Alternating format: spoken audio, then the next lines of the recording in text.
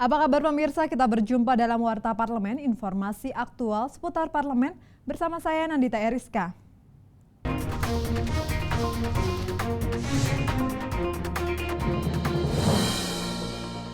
Komisi 1 DPR RI mendorong Dewan Pers untuk terus melakukan pengawasan terhadap media, baik media cetak, elektronik maupun online, untuk meningkatkan profesionalisme wartawan dalam pelaksanaan kode etik jurnalistik saat melakukan peliputan dan pemberitaan.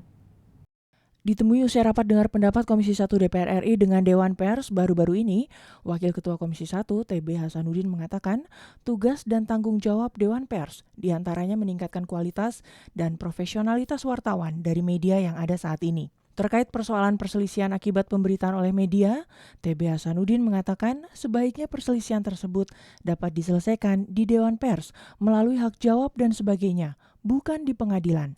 Netralitas juga harus terus ditingkatkan dan itu kewajiban Dewan Pers. Masyarakat juga kalau merasa dirugikan jangan kemudian melakukan tindakan katakanlah fatalis lah ya, melakukan pemukulan sampai dengan ada pembunuhan kepada wartawan. Itu menurut hemat kami tidak dibenarkan. Ya ada Dewan Pers, ada hak jawab, lakukan itu ya. Anggota Komisi 1 DPR RI yang lain, Dev Akbar Syafikarno mengatakan Dewan Pers harus terus melakukan pengawasan terhadap media-media yang beredar. Jika ada media yang dianggap telah melanggar kode etik jurnalistik, maka harus diberikan sanksi tegas. Karena menurut Dev, media yang telah melakukan pelanggaran kode etik atau kebablasan dalam pemberitaan akan menimbulkan kegaduhan dan dapat menimbulkan ketidakstabilan di masyarakat. Minta juga Dewan Pers ini ada sanksi ataupun ada hukuman yang keras kepada media abal-abal, media yang tidak bertanggung jawab, karena mereka lah yang mengacaukan kestabilisan ataupun juga pandangan masyarakat dan pengetahuan masyarakat terhadap fakta yang sebenarnya. Begitu cepat mereka itu menyebarkan berita tanpa melihat fakta yang sebenarnya dan mereka hanya demi kepentingan ekonomi sesaat. Zikri dan Kristio, TVR Parlemen melaporkan. Terkait penyanderaan anak buah kapal asal Indonesia untuk yang kesekian kalinya oleh sekelompok separatis Filipina Abu Sayyaf, Komisi 1 DPR RI mendorong pemerintah membuat MOU dengan negara-negara di kawasan ASEAN guna melakukan pengamanan di wilayah perbatasan antar negara. Anggota Komisi 1 DPR RI Charles Honoris mengatakan pihaknya mendukung sinergi antara pemerintah dan tentara nasional masing-masing negara di kawasan ASEAN untuk melakukan upaya pengamanan gabungan untuk mencegah aksi penyanderaan oleh kelompok separatis Abu Sayyaf.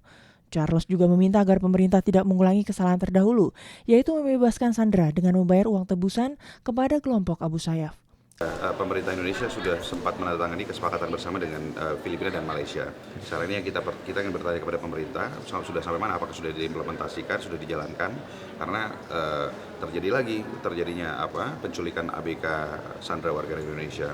Karena itu kita ingin segera meminta pemerintah untuk segera mengimplementasikan patroli bersama, intelligence gathering ya, agar bisa menanggulangi adanya perompakan, pembajakan dan penculikan warga negara Indonesia yang ada di kawasan. Anggota Komisi 1, Muhammad Syafruddin menilai diperlukan adanya inisiatif oleh masing-masing pemerintah di kawasan ASEAN untuk membuat suatu perjanjian dan kerjasama untuk mencegah hal serupa terulang. Selain itu, untuk membebaskan sandera terbaru, Syafruddin mengusulkan agar pemerintah lebih mengutamakan upaya negosiasi dibandingkan membayar tebusan kepada pihak Abu Sayyaf. Harus kita inisiasi baik oleh Indonesia, Malaysia maupun Filipina agar ada suatu term yang bagus menjadi suatu guidance yang jelas baik area daripada kelautan itu sendiri sampai dengan sistem negosiasi yang tentu tidak merugikan masing-masing negara, artinya tidak ada ancaman jika tidak diberikan, ini akan terjadi pembunuhan dan yang lain-lain. Fajar Ilhami dan Heriadi, TVR Parlemen melaporkan.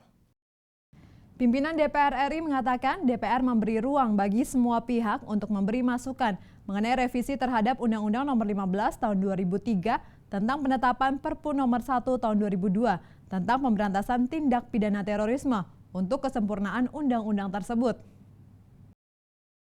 Ditemui usai menerima kunjungan Duta Besar Amerika Serikat untuk Indonesia, Robert O. Blake, di Gedung Nusantara 3 DPR RI Senayan, Jakarta baru-baru ini, Ketua DPR RI Ade Komarudin mengatakan kedatangan Dubes O. Blake ke DPR dalam rangka berpamitan karena dirinya segera memasuki purna tugas dan akan kembali ke negaranya.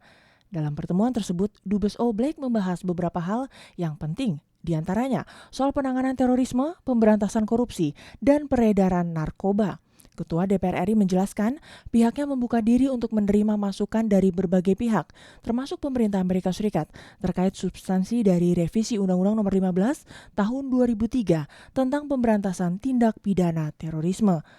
Concern kita sama, sebagaimana saya sering katakan, kita satu tentang terorisme musuh terbesar kita, kedua korupsi, ketiga narkoba. Kebetulan sebagaimana teman-teman sering tanyakan ke saya soal undang-undang anti terorisme, tadi dibicarakan, saya sampaikan kita juga terbuka untuk mendapat masukan dari pemerintah Amerika, dari kedubes Amerika, soal substansi undang-undang anti terorisme itu. Juga bahwa di sini pemikiran agama Islam ada yang garis keras, ada yang moderat, ya kan, biasa itu. Nah, pasti nanti ada pro kontra dalam perdebatannya di parlemen. Ya. Tidak mudah, tapi kita akan selesaikan dan mudah-mudahan Oktober atau sebelum Oktober kita bisa selesaikan undang-undang anti terorisme itu lebih cepat, lebih baik. Tetapi tanpa menafikan substansinya. Anggota BKSAP DPR RI, Dev Akbar Safikarno mengungkapkan pertemuan tersebut membahas beberapa hal, antara lain soal undang-undang terorisme, sengketa Laut China Selatan, masalah investasi, dan pendidikan Amerika di Indonesia. Karena ada beberapa poin yang dia ingatkan, sekedar advice ya dari beliau, itu tentang bagaimana penegakan hukum itu selalu harus leading sektornya adalah polisi. Nah, ini ya, poin yang bagus dan menarik dia sampaikan ke kita. Akan tapi tetap ini harus diputuskan oleh kita sendiri, karena kan yang mengetahui bagaimana kondisi real di dalam pemberantasan terorisme itu adalah kita yang tahu dan kita yang melihat dan kita yang harus putuskan dan kita buat kebijakannya. Oki Zulindra dan Teguh, TVR Parlemen melaporkan. Demikian Warta Parlemen kali ini, sampai jumpa pada Warta Parlemen berikutnya. Terima kasih atas perhatian Anda. Saya Nandita Eriska. Wassalam.